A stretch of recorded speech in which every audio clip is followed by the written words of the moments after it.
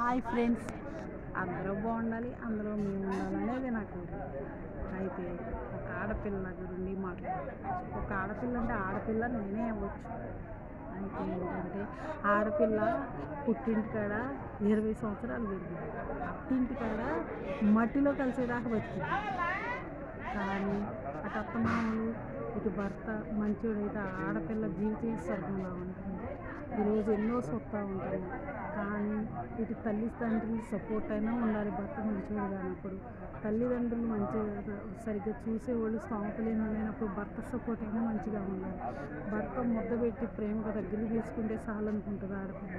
కానీ 20 సంవత్సరాలు తల్లి దగ్గర పెరిగిన మట్టిలో కలిసేదాకా భర్త దగ్గర పెరిగిన ఎన్నో కష్టాలు పడితేనే ఆడదాని జీవితం తీసిద్ది. ఎట్లానో తెలుసా?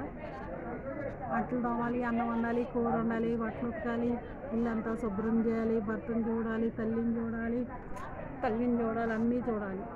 అన్నీ చూస్తేనే జీవితం తెలుసా? లేకపోతే జీవితం లేదు. ఎందుకో తెలుసా?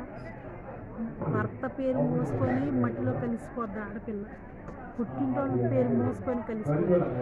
కానీ ఆడపిల్ల చనిపోయినప్పుడు పుట్టింటోళ్ళ బట్టలు మాత్రం కంపల్సరీ కావాలి. ఎందుకంటే అది మన జన్మ హక్కు.